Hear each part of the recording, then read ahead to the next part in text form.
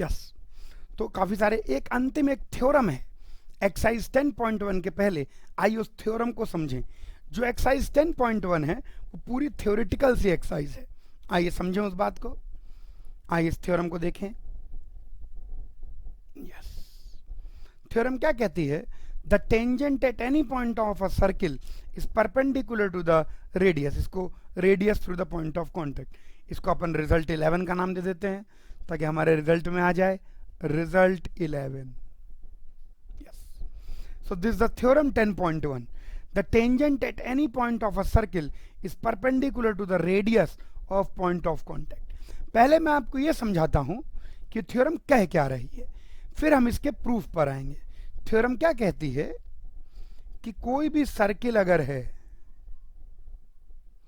तो सर्किल के किसी भी पॉइंट पर अगर आप टेंजेंट खींचते हैं तो जो इनका पॉइंट ऑफ कांटेक्ट से रेडियस डालोगे, the tangent at any point of a circle is perpendicular to the radius through point of contact। Radius कैसे डालोगे? रेडियस डालोगे कि पॉइंट ऑफ कांटेक्ट को सेंटर से जोड़ दो। मान लीजिए पॉइंट ऑफ कांटेक्ट P है, सेंटर C है, तो CP क्या बन गया? रेडियस। तो रेडियस के हमेशा परपेंडिकुलर होगी, यानी CP के ये टेंजेंट हमेशा क्या होगी? परपेंडिकुलर। ये थ्योरम कहती है। इसका क्या प्रूफ दिया गया है, कैसे प्रूफ किया गया है समझाऊं। थ्योरम बहुत ज्यादा काम की है, बहुत ज्यादा काम की है, क्योंकि जो अगला 10.2 एक्सरसाइज है वो पूरी इसी थ्योरम और इस थ्योरम से डिराइव की गई प्रॉपर्टीज पर ही बेस्ड है। थ्योरम बहुत इंपॉर्टेंट है। जो पॉइंट ऑफ कांटेक्ट है अगर उसको सेंटर से जोड़ोगे तो वह लाइन टेंजेंट के परपेंडिकुलर होगी। मैं रेडियस थोड़ा और बेटर लिख सकते थे लेकिन कोई बात नहीं। पॉइंट ऑफ कांटेक्ट को अगर कोई भी टेंजेंट ले लो भाई साहब, ये सर्किल है, ये सर्किल के ऊपर टेंजेंट है, इसके पॉइंट ऑफ कांटेक्ट को सेंटर से जोड़ने वाली लाइन हमेशा टेंजेंट के परपेंडिकुलर होगी। पॉइंट ऑफ कांटेक्ट को सेंटर से जोड़ने वाली लाइन हमेशा टेंजेंट के परपेंडिकुलर होगी, ये ध्यान रखिए।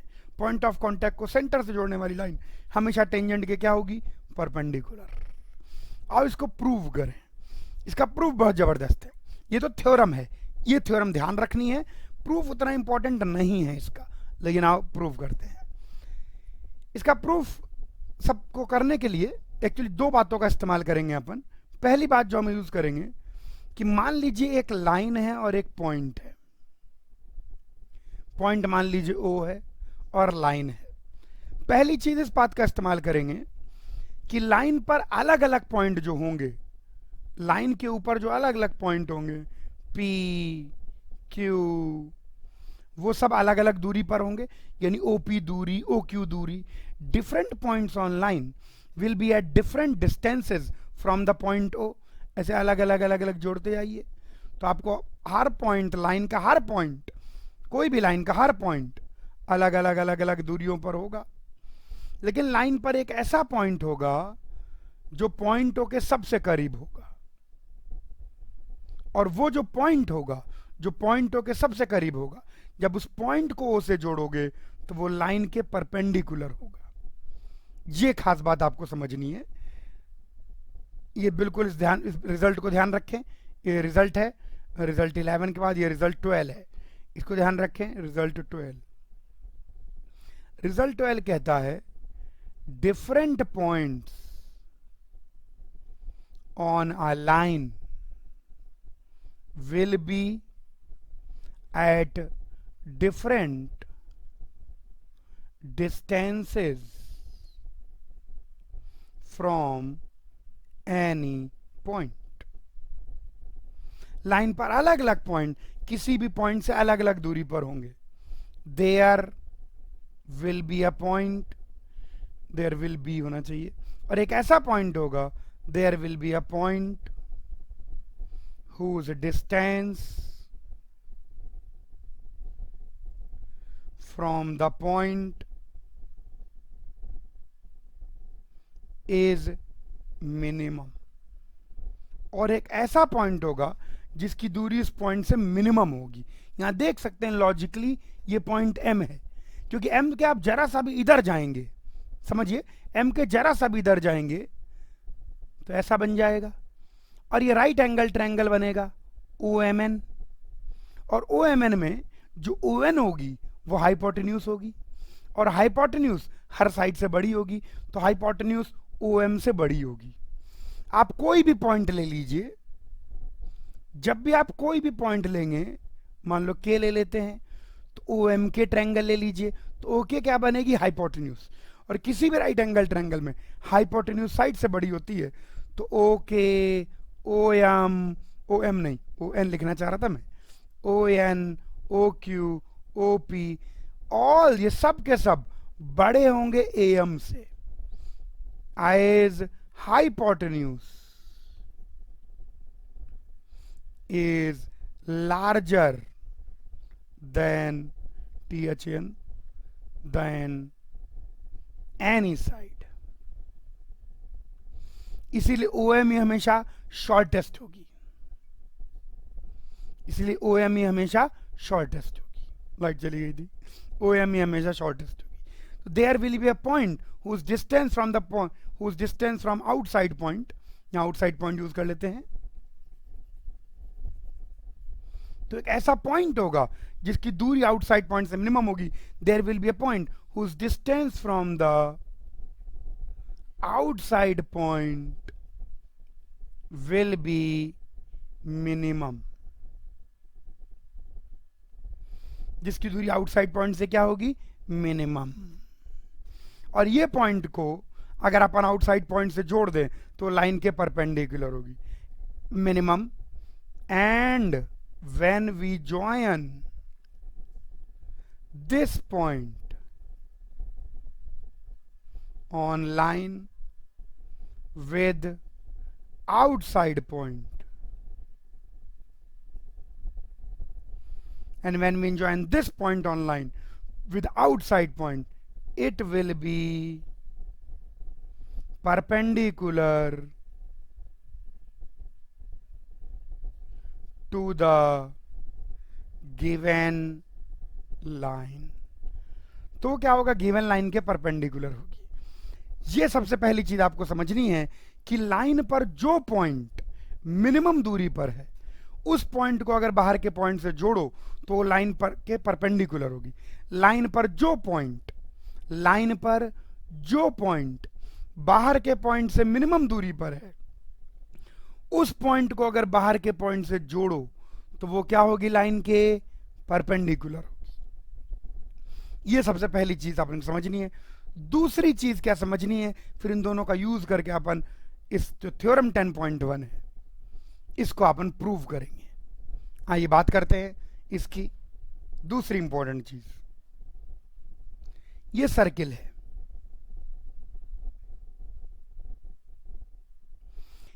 सर्किल का ये सेंटर है।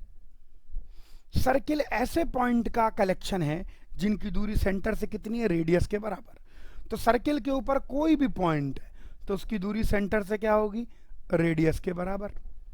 लेकिन अगर कोई पॉइंट सर्किल के अंदर है तो उसकी दूरी सेंटर से रेडियस से छोटी होगी, और अगर कोई भी पॉइंट सर्किल के बाहर है तो उसकी दूरी सेंटर से रेडियस से बड़ी होगी। ये इंपॉर्टेंट छोटी सी बात है, कॉमन सेंस। आइए रिजल्ट 13 की बात करें। रिजल्ट 13,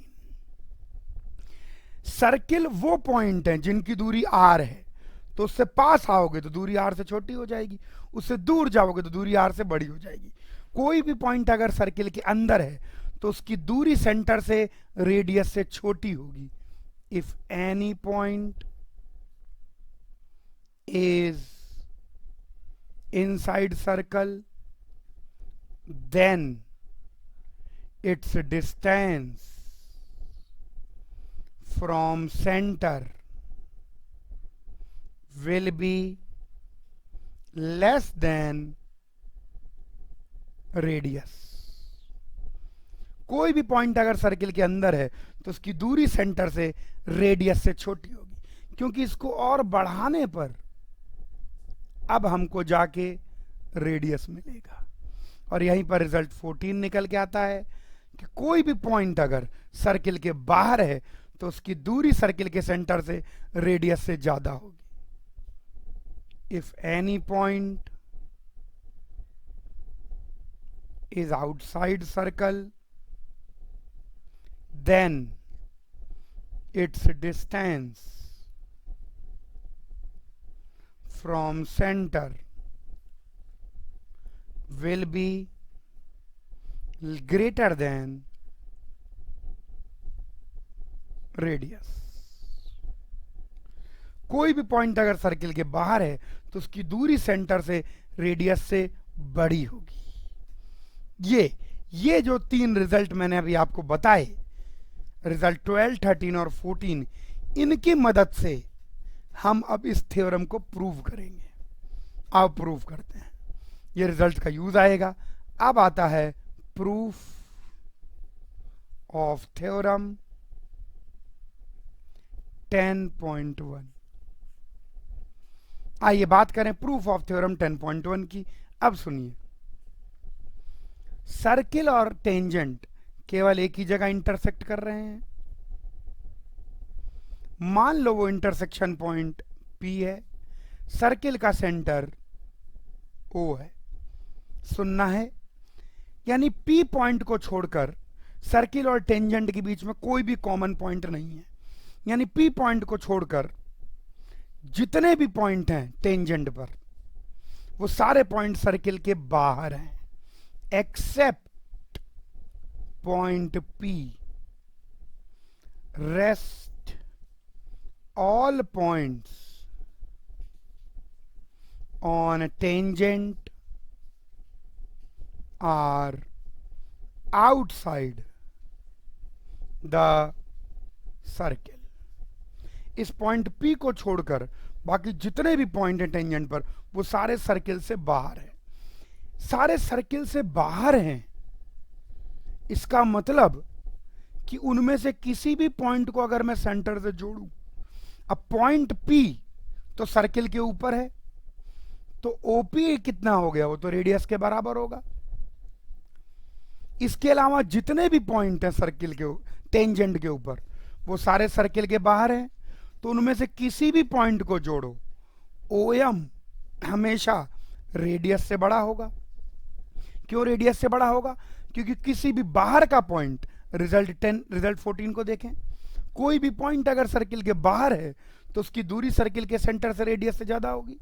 तो कोई भी पॉइंट M आप टेंजेंट पर ले लें, कोई भी पॉइंट ले लें, वो पॉइंट सर्किल के बाहर होगा। अगर वो पॉइंट सर्किल के बाहर होगा तो उसकी दूरी रेडियस से ज्यादा होगी, यानी OM हमेशा OP से बड़ा होगा, यानी OP is the shortest distance. कोई भी पॉइंट आप लेंगे तो उसकी दूरी सेंटर से, जो उस पॉइंट की दूरी होगी, वो OP से बड़ी ही होगी। यानी P लाइन पर वो पॉइंट है जो सेंटर से मिनिमम दूरी पर है। इस बात को लिख देता हूं, if we take any point on tangent except P के अलावा, then it will lie outside the circle। तो सर्किल के बाहर लाई करेगी। if we take any point on tangent, then it will lie outside the circle, so its distance from centre, तो इसकी distance from centre will be larger than radius, that is larger than OP। इससे हम कह सकते हैं कि P is the point on a line at minimum distance from center। यानी P वो पॉइंट है जिसकी दूरी सेंटर से बिल्कुल मिनिमम है, सबसे पास है। अगर P की दूरी मिनिमम है तो हम कह सकते हैं बाई, कौन सा रिजल्ट अपन ने निकाला था? हमने निकाला था रिजल्ट 12। तो हम कह सकते हैं bye result 12 OP will be perpendicular to tangent, क्योंकि यही था रिजल्ट 12 कि लाइन पर जो पॉइंट किसी भी बाहर के पॉइंट से मिनिमम दूरी पर होगा उसको अगर हम जोड़ेंगे तो गिवन लाइन के क्या आएगा, परपेंडिकुलर, हैंस पार्टी। तो अपन ने इस चीज को प्रूव कर लिया। तो ये हमने प्रूव कर दिया कि भाई कोई भी जो टेंजेंट है उसके पॉइंट ऑफ कांटेक्ट को अगर सर्किल के सेंटर से जोड़ोगे तो वो लाइन टेंजेंट के हमेशा क्या होगी, परपेंडिकुलर। ये one of the most important result है। यहां पर आके एक्सरसाइज 10.1 अब आप लगाने के लिए बिल्कुल रेडी हैं। Now you can very easily attempt exercise 10.1। उसके लिए जो भी रिक्वायर्ड थ्योरी थी पूरी थ्योरी अब कवर्ड है। आओ कुछ सवाल अपन लगाएं और फिर इन सवालों को देखने के बाद आप लोग अटेम्प्ट करेंगे एक्सरसाइज 10.1। अब अपन ने रेलेवेंट थ्योरी पढ़ ली, आइए कुछ इलस्ट्रेशंस लगाएं जिसके बाद आप लोग ट्राई करेंगे exercise 10.1। Okay, let us begin with a simple question. ये लीजिए, यहां पर हमारे पास एक क्वेश्चन आ गया। इन the figure PQ is tangent at point C। और बड़ा सा डायग्राम बनाते हैं और देखते हैं क्या चीज गिवन है और क्या चीज हमसे पूछी गई है। तो एक सर्किल है हमारे पास, सर्किल के ऊपर कहीं कोई पॉइंट C है, C पर एक टेंजेंट है, ये P और ये Q। अब आ जाइए, इस tangent to a point C to a circle with centre O, और सर्किल का सेंटर कितना है, O।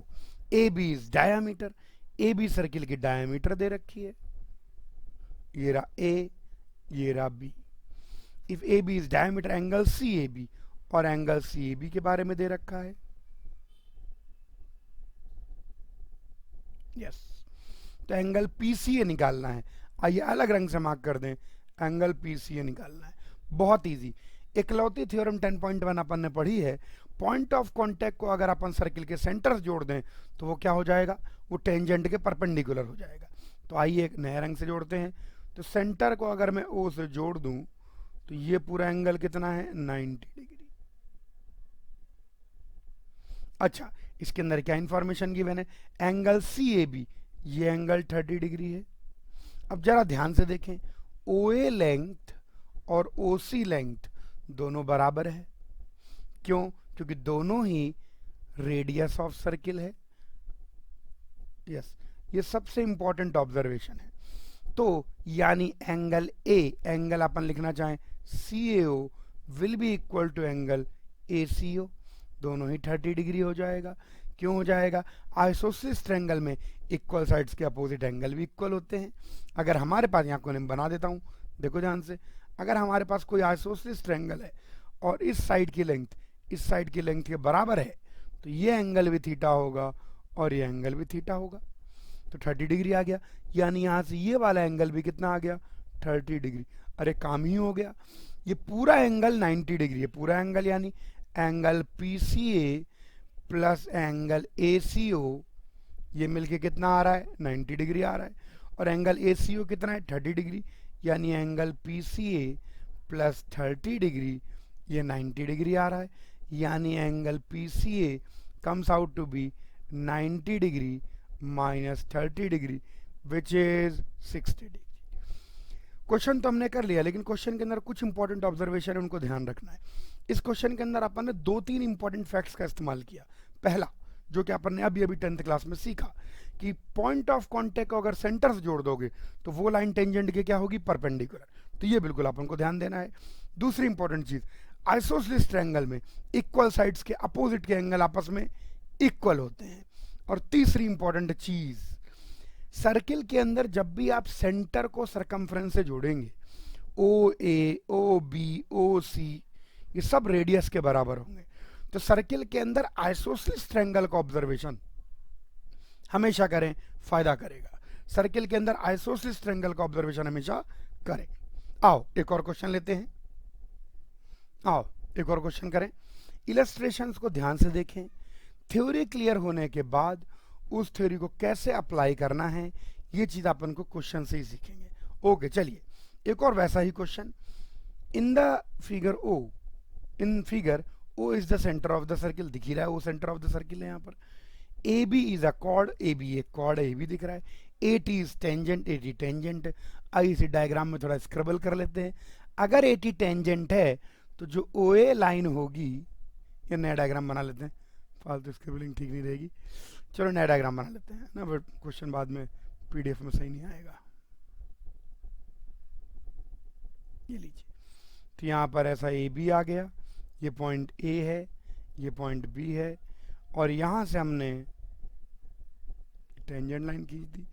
यहाँ पर कहीं कोई पॉइंट टी है, सर्किल का सेंटर ओ है, ओ ए, ओ को ए से जोड़ दिया और ओ को बी से जोड़ दिया। अब आइए करते हैं, अब अपन बात कर रहे हैं। तो अब जैसे ही मैंने सुना, मैंने पढ़ा कि ओ ए इसको टेंजेंट है, ओ ए जो है ए पॉइंट पर टेंजेंट है और ओ सर्किल का सेंटर है, तो ओ ए टेंजेंट के क्या हो जाएगा, परपेंडिकुलर। ओ ए टेंजेंट के क्या हो जाएगा, परपेंडिकुलर। जैसे ही आपने पॉइंट ऑफ कांटेक्ट को सर्किल के सेंटर से जोड़ा, तो पॉइंट ऑफ कांटेक्ट को सर्किल के सेंटर से जोड़ने वाली लाइन टेंजेंट के परपेंडिकुलर होगी। तो ये हम समझ गए, बहुत बढ़िया बात।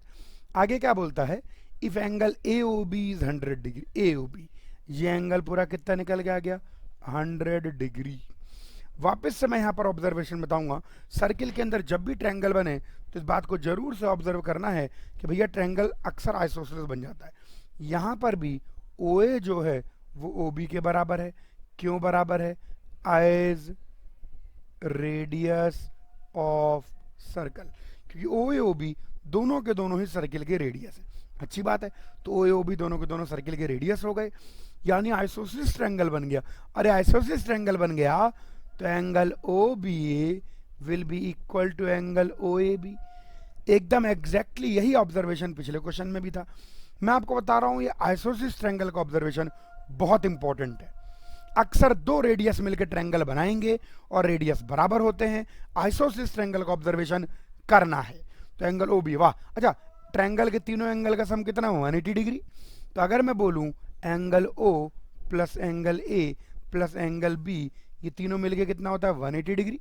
ट्रायंगल की पुरानी चीजें भी रिवाइज हुई। एंगल ओ कितना है, 100 डिग्री, तो 100 degree plus angle A plus angle B, ये 180 डिग्री निकल के आ रहा है।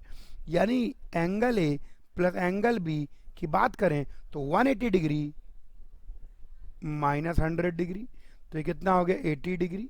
लेकिन एंगल ए और एंगल बी बराबर हैं, दो बराबर चीज़ों का सम 80 डिग्री आ रहा है, यानी एंगल ए और एंगल बी दोनों के दोनों 80 डिग्री के आधे 40 डिग्री है।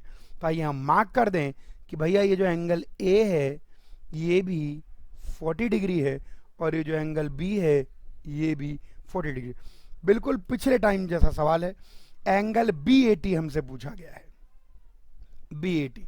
ऐसा लग रहा है कि सर हो गया सॉल्व, ऐसा लग रहा है कि सर आ गया answer, angle B A T. ये तो बहुत आराम से, ये पूरा एंगल देखे ध्यान से, ये पूरा एंगल 90 डिग्री है, ये पूरा एंगल, ये एंगल 90 डिग्री है और ये 40 डिग्री है, तो ये कितना हो गया, क्लियरली 50 डिग्री हो गया।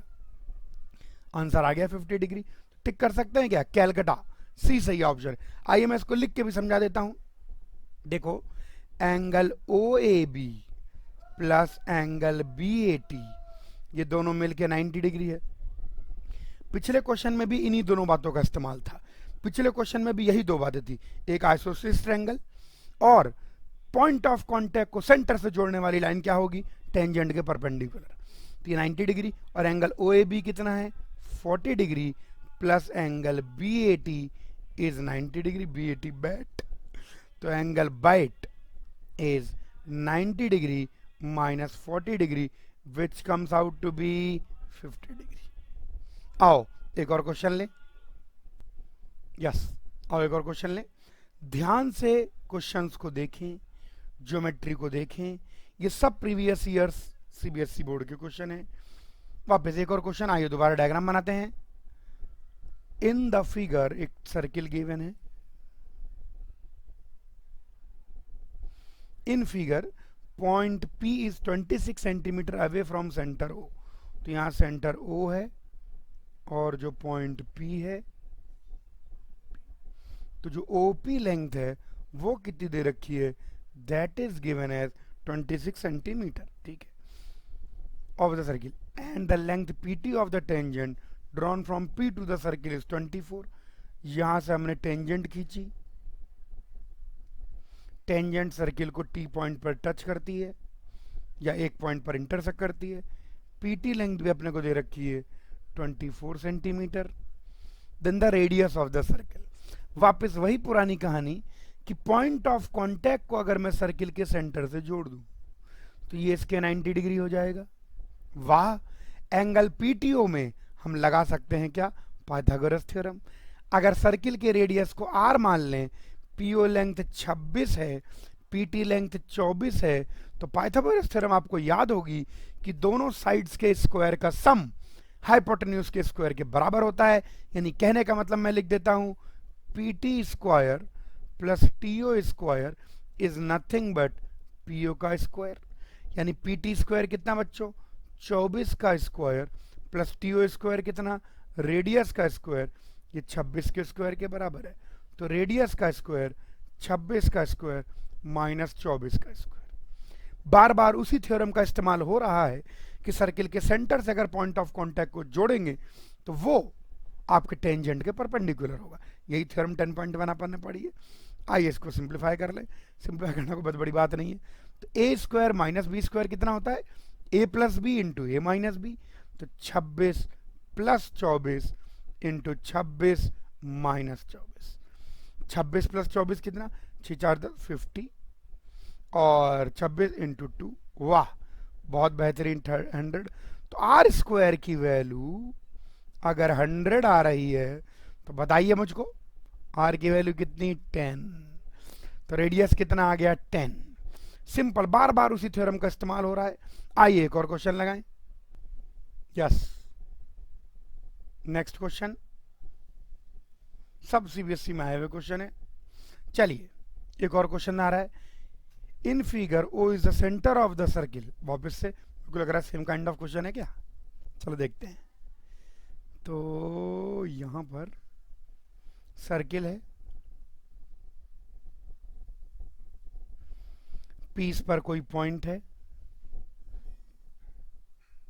PQ एक कॉर्ड है, O सर्किल का सेंटर है, P पर टेंजेंट है। ड्राइंग तो मैं अच्छी बना लेता हूं अब।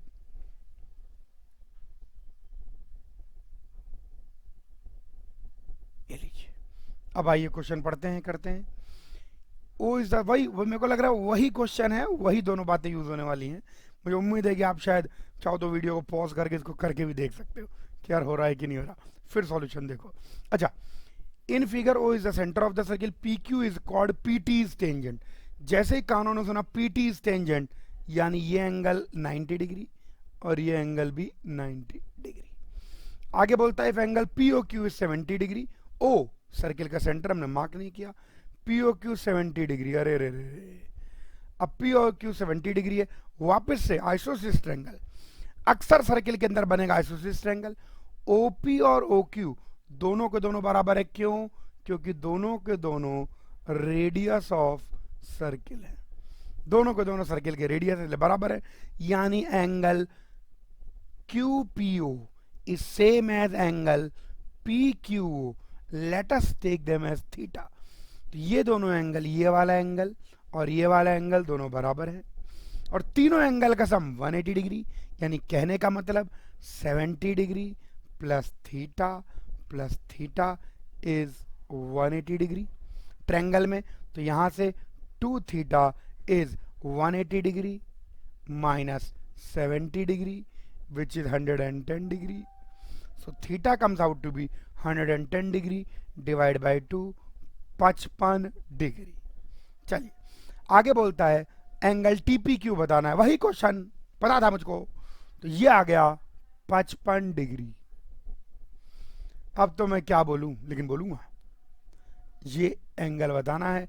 वापस से मैं बोलूंगा कि ये एंगल पूरा 90 डिग्री है।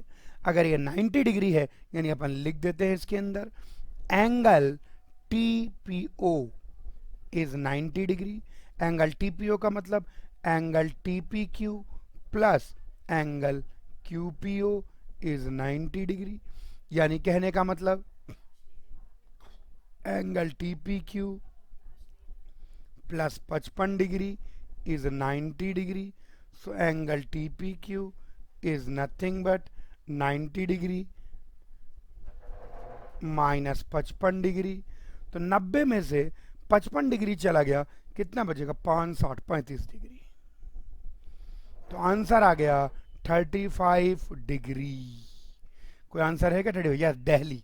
तो करेक्ट आंसर आ गया दिल्ली। आओ वही देखो, बार बार वही कंसेप्ट लग रहा है, नया नहीं लग रहा। अगर सर्किल के सेंटर को पॉइंट ऑफ कांटेक्ट से जोड़ो तो वो टेंजेंट के परपेंडिकुलर, पहली बात।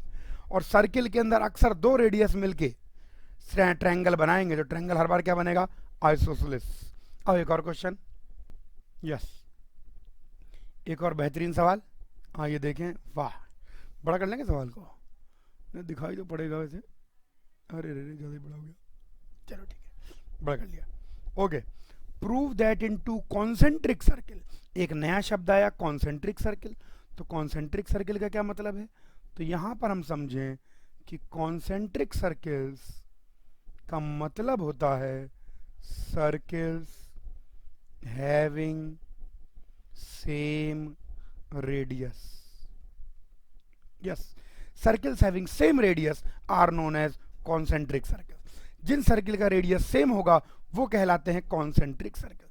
तो prove that in two concentric circle, दो कॉन्सेंट्रिक सर्किल है, ऐसा ले लेते हैं, एक बड़ा सर्किल। अब कॉन्सेंट्रिक है तो यार एक बड़ा होगा एक छोटा होगा, ठीक ठाक डायग्राम बन गया। दोनों का सेंटर सेम है, कॉन्सेंट्रिक है। The chord of the larger circle which touches the smaller circle. Larger circle की वो कॉर्ड जो स्मॉलर सर्किल को टच करे, टच करने का मतलब टेंजेंट हो, है ना? Touch means tangent. जैसे शब्द सुने टच तो हमारे दिमाग में आना चाहिए टेंजेंट।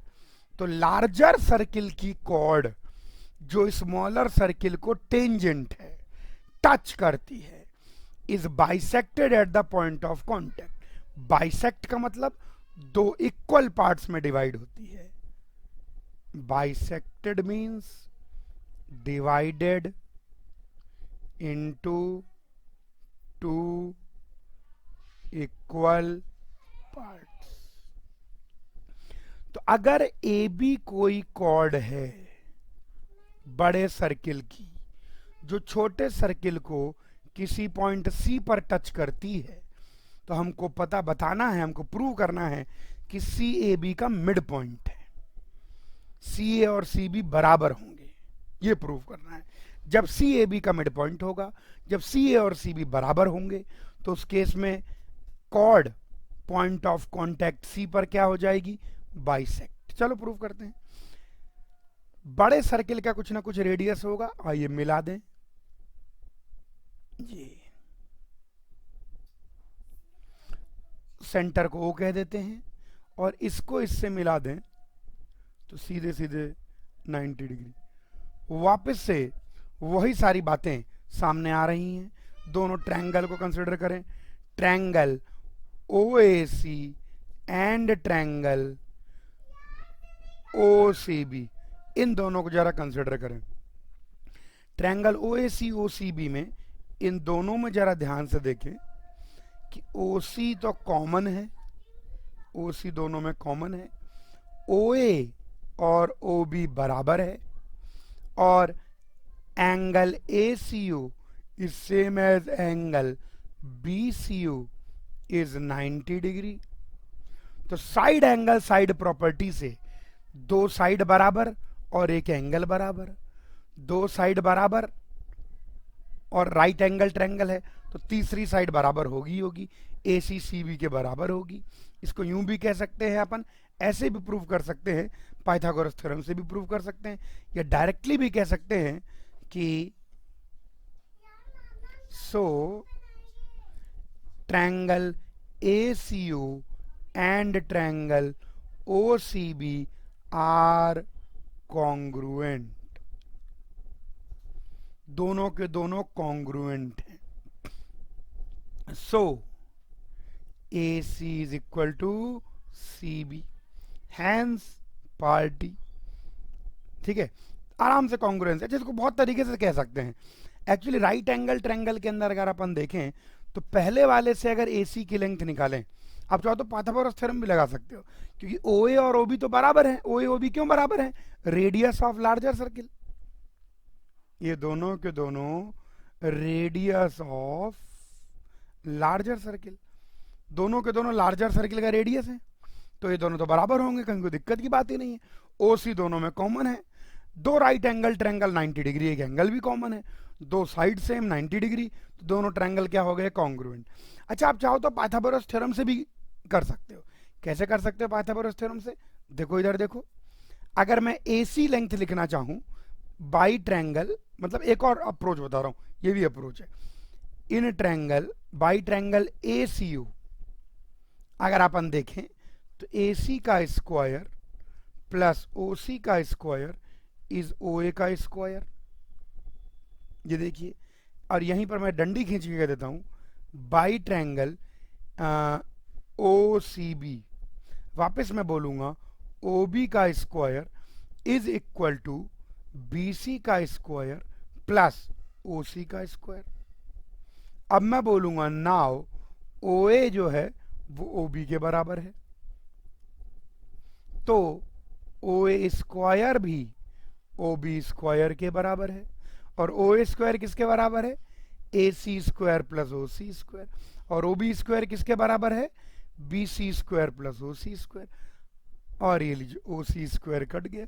OC स्क्वायर कट गया तो हम बड़े आराम से कह सकते हैं कि भैया AC square is BC square. So AC equal to BC. फिर से एक बार पार्टी. ओके, तो सिंपल सा क्वेश्चन था. यानी अगर दो कॉन्सेंट्रिक सर्किल हैं तो लार्जर सर्किल की वो कॉर्ड जो स्मॉलर सर्किल को टच करती है, टेंजेंट है, उसका जो पॉइंट ऑफ कांटेक्ट होगा वही उस कॉर्ड का मिड पॉइंट होगा. उसका जो पॉइंट ऑफ कांटेक्ट होगा वही पॉइंट पर वो कॉर्ड बाइसेक्ट होगी. और एक और क्वेश्चन देखें.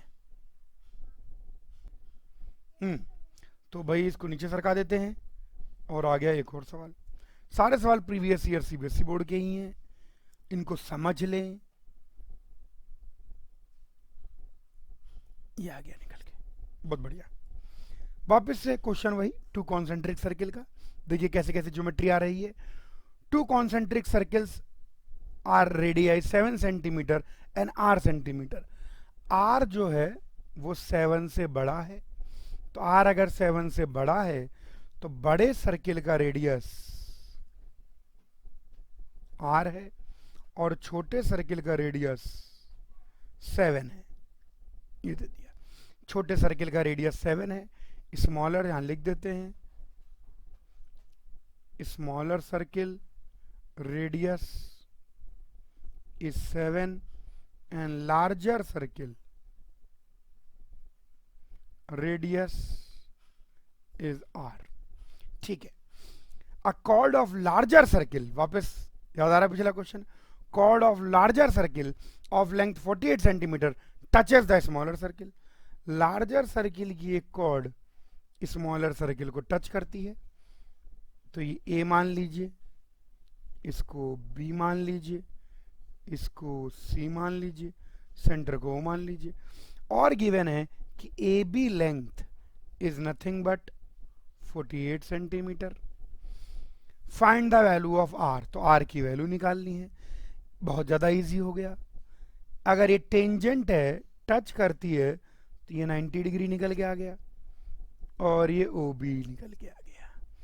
अब पिछले क्वेश्चन को हम यूज कर सकते हैं या अलग से प्रूव भी कर सकते हैं, तो हम यूज कर लेंगे क्योंकि हमने प्रूव किया हुआ है. तो AC जो है वो BC के बराबर है, AC BC के बराबर है, और दोनों का सम कितना है? 48. तो दोनों 48 के आधे आधे होंगे, तो दोनों आ गए 24 सेंटीमीटर. अब हम लगा सकते हैं पाइथागोरस थ्योरम. कौन से ट्रायंगल में? ट्रायंगल OBC में. मैं बोलूँगा OB का स्क्वायर ये बराबर है BC का स्क्वायर प्लस OC के स्क्वायर के बारे में। पाइथागोरस थ्योरम ही लगेगी इसके अंदर। OB का स्क्वायर हमको निकालना है which is R square, BC का स्क्वायर इज 24 का स्क्वायर प्लस OC का स्क्वायर इज 7 का स्क्वायर। अब कैलकुलेट कर लेते हैं। 24 का स्क्वायर अगर देखें तो इसकी वैल्यू हो जाएगी 576, 7 का स्क्वायर 49, दोनों को जोड़ दें तो 625। तो आर स्क्वायर अगर 625 है तो क्या आप बता सकते हैं आर की वैल्यू? यस, 25। तो इस क्वेश्चन का आंसर कितना आ गया? 25। अब आप पूरी तरह रेडी हैं एक्सरसाइज 10.1 लगाने के लिए। एक्सरसाइज 10.1 का सॉल्यूशन नेक्स्ट वीडियो में है, लेकिन उसके पहले पूरी एक्सरसाइज 10.1 ढंग से लगाएं और फिर वीडियो को देखें।